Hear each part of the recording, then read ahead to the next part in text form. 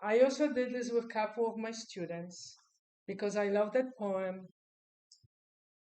and it connects to the project of 2014. It's called The Violence of Hope. There is a documentary movie. Anybody heard it? Violence of Hope? It moved me so much that one of the violins was actually borrowed.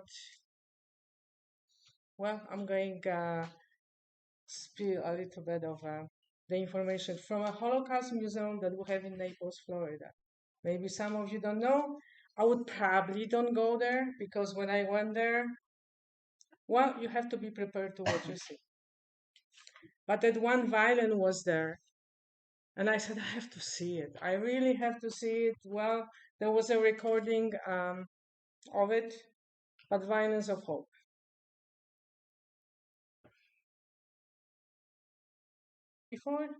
Before this project, and it started in Cincinnati, Ohio.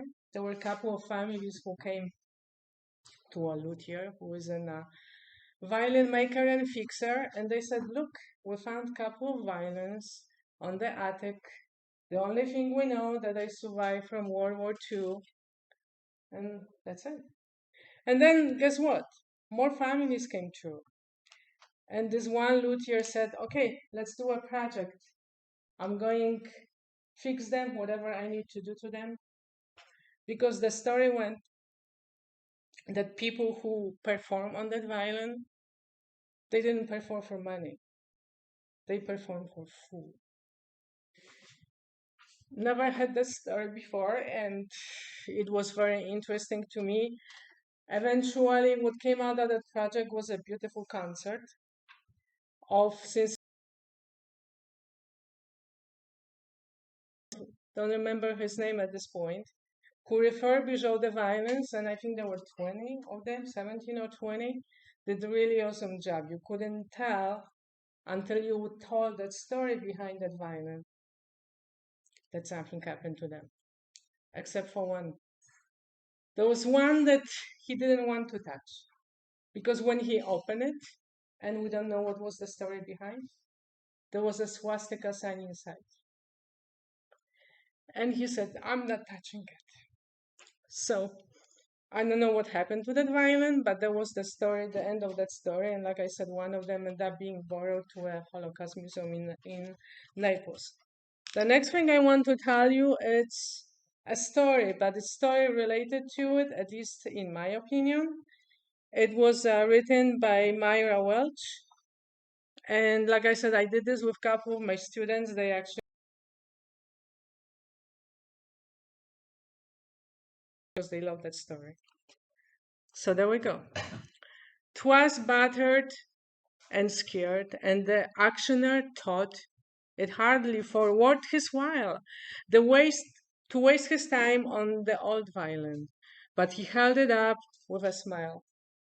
By the way, I forgot to say, the little cards you have, I want your opinion, any opinion I'm going to tell you at the end of the speech, why. So he held that violin with a smile. "What am I be good people," he cried. "Who starts the bidding for me? $1, $2 maybe? Anybody else? $3, $2 once, $2 twice, going for three." But no, from the back room, a gray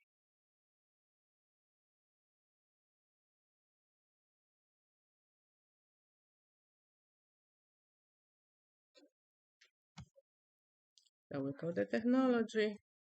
Then he wiped the violin, the old violin, picked up the bow, and played a tune that nobody knew, but he played the melody, pure and sweet as the angels sing. And it was something like this.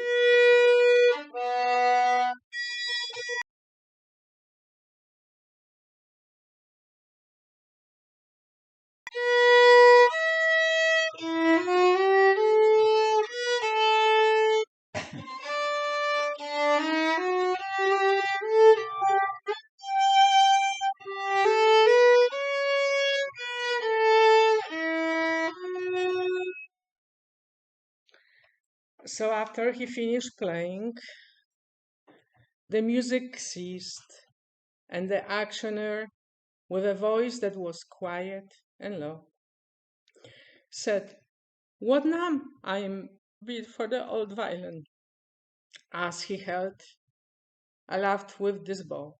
1,000, 1,000, do I hear two?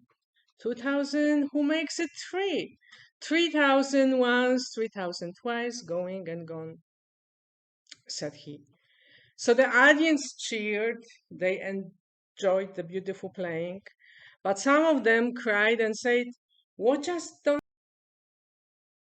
happen? What changed its word?" Swift came the reply, "The touch of the master hand, and many a man, with light out of tune, all battered and bruised with hardship, is an auctioneer cheap to a thoughtless crowd, much like that old violin. A mess of a pottage, a glass of a wine, a game, and it travels on. He's going once and he's going twice. He's going and almost gone. But the master comes, and the foolish crowd never can quite understand the word of a soul and the change that it wrought by the touch of the master hand. In Europe, some instruments like violin and guitars, they have a little stand if you look inside. And when I was a young child, it was called the soul. The soul of the violin, but also the soul of the player. They both match together. And actually, it's a different piece of wood. It separates the top from the bottom because the bridge has a lot of tension with the strings, and it makes the top and the bottom vibrate at the same time. So it has a purpose. Why is it called the soul? I don't know. I think it's just a tradition. The reason I did this poem and that story, and I did this on different occasions, it's because it just comes together. I put it together. It came to me last night, and I'm hoping to get some nice feedback on your cards so I can do this better. And